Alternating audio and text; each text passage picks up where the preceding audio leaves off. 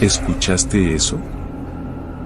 El terror, el horror y el miedo no son para nada fantasía. Y todos podemos sentirlo. Así que esta vez, deja que te cuente una historia de verdad, para que sientas junto conmigo el terror que alguien vivió. Estás en Relatando el Terror, donde tus peores pesadillas cobran vida. Cada susurro y cada sombra revelan tus miedos más profundos. Suscríbete para que el terror crezca cada vez más. Y si te gusta el terror, déjame tu like, para saberlo. Y ahora, apaga las luces y ponte cómodo o cómoda. Sin más, prepárate para conocer el miedo real, que yo me encargo de seguir, relatando el terror.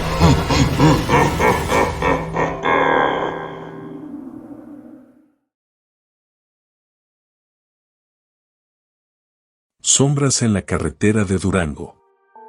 Me llamo Carlos González, soy policía de carretera y vivo en Durango. Llevo 15 años en la fuerza y he visto cosas raras, pero nada se compara con lo que viví en la antigua bodega industrial a las afueras de la ciudad.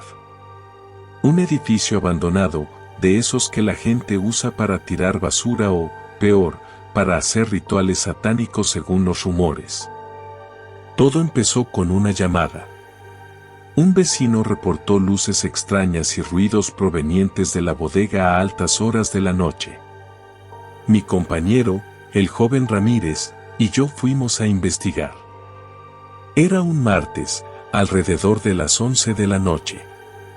La luna estaba casi llena, proyectando sombras alargadas y grotescas sobre la carretera desierta. El viento ululaba entre las estructuras metálicas oxidadas de la bodega, dándole un aspecto aún más lúgubre. ¿Crees que sean los del culto?, preguntó Ramírez, con la voz un poco temblorosa. Era nuevo en el trabajo y se notaba que estaba nervioso. No te creas todo lo que dicen, Ramírez, le respondí, tratando de sonar seguro, aunque por dentro también sentía un escalofrío.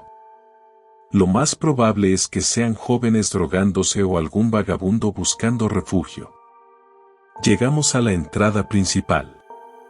La puerta, una enorme placa de metal corroída, estaba entreabierta. Sacamos nuestras linternas y entramos con cautela. El interior era un laberinto de pasillos oscuros y enormes salas vacías. El olor a humedad y óxido era penetrante. A pesar de la aparente calma, sentía una opresión en el pecho, como si algo nos estuviera observando. «¿Hola? ¿Hay alguien ahí?», grité, con la esperanza de que fuera algo sencillo y pudiéramos evitar mayores complicaciones. El eco de mi voz resonó en el silencio. No hubo respuesta. Avanzamos con cuidado, iluminando cada rincón con nuestras linternas. En una de las salas más grandes, encontramos restos de una fogata reciente y latas de cerveza vacías. «Parece que tenías razón, jefe», dijo Ramírez, aliviado.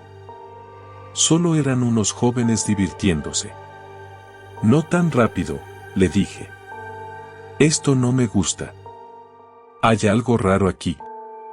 Fue entonces cuando lo escuchamos. Un susurro, débil pero audible, proveniente del fondo de la sala.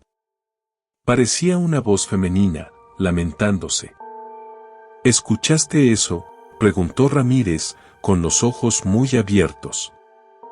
«Sí», respondí, sintiendo un escalofrío recorrer mi espalda. «Vamos a ver qué es». Nos acercamos al origen del sonido. El susurro se hizo más fuerte a medida que avanzábamos, hasta que pudimos distinguir palabras. «Ayuda, por favor». Llegamos a una puerta de metal cerrada. La voz parecía provenir de detrás de ella. Dudé por un momento. Algo me decía que no debía abrir esa puerta. Pero era mi deber investigar. «¿Quién está ahí?», pregunté, con la voz firme. «Ayúdanos», respondió la voz, con un tono desesperado. Estamos atrapados. Miré a Ramírez.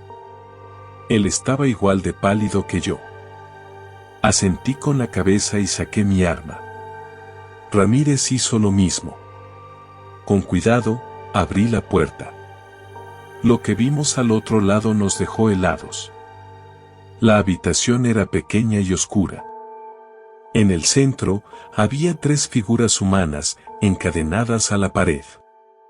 Parecían mujeres, pero sus cuerpos estaban demacrados y cubiertos de heridas. Sus rostros estaban desfigurados por el terror. «Por favor, ayúdennos», suplicó una de ellas, con la voz apenas audible. «¿Quién les hizo esto?», pregunté, acercándome con cautela. «Él», respondió otra de las mujeres, señalando hacia la esquina más oscura de la habitación. «Él nos tiene aquí». Dirigí mi linterna hacia la esquina. Al principio, no vi nada. Pero luego, una figura comenzó a emerger de las sombras. Era un hombre, alto y delgado, con el rostro cubierto por una máscara de cuero. En sus manos, sostenía un cuchillo ensangrentado. «Váyanse», gruñó el hombre, con una voz ronca y amenazante. «Esta es mi casa. No son bienvenidos aquí». Ramírez y yo intercambiamos una mirada. Sabíamos que estábamos en problemas. Este no era un simple loco. Era algo mucho peor. «Suelte a esas mujeres», le ordené, con la voz firme. El hombre se echó a reír. Una risa fría y escalofriante que resonó en toda la habitación. «Nunca», respondió. «Ellas me pertenecen. Y ustedes también pronto me pertenecerán». El hombre se abalanzó sobre nosotros con el cuchillo en alto. Ramírez y yo disparamos nuestras armas. Las balas impactaron en el cuerpo del hombre, pero él no se inmutó. Siguió avanzando, con la mirada fija en nosotros. Luchamos con todas nuestras fuerzas. Pero el hombre era demasiado fuerte. Nos superaba en número y en ferocidad. Ramírez cayó al suelo, herido. Yo recibí un corte en el brazo.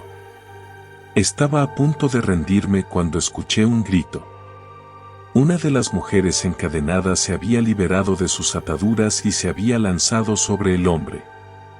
Lo golpeó con una barra de metal que había encontrado en el suelo. El hombre cayó al suelo, inconsciente. Ramírez y yo nos acercamos a las mujeres y las liberamos de sus cadenas. Estaban débiles y asustadas, pero vivas. «Gracias», dijo una de ellas, con lágrimas en los ojos. «Nos han salvado la vida». Llamamos a la ambulancia y a la policía. El hombre fue arrestado y las mujeres fueron llevadas al hospital. Después de ese día, nunca volví a ser el mismo. La imagen de esas mujeres encadenadas y el rostro de ese hombre con la máscara de cuero me persiguieron en mis pesadillas.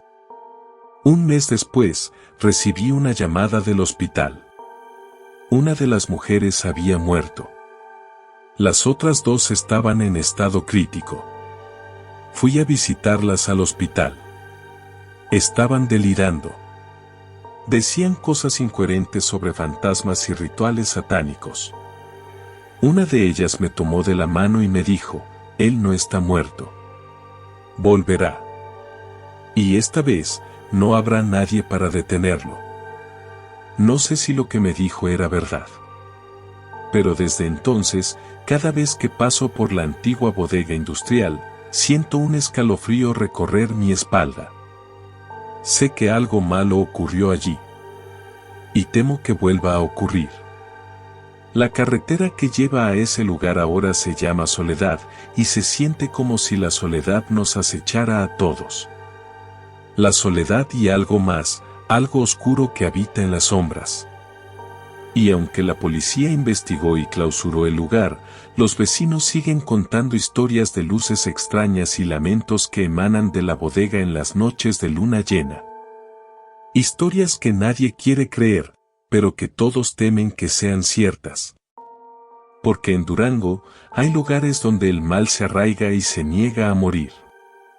Y la antigua bodega industrial, a las afueras de la ciudad, es uno de esos lugares. Un lugar donde la carretera se llama soledad y donde el silencio grita más fuerte que cualquier lamento.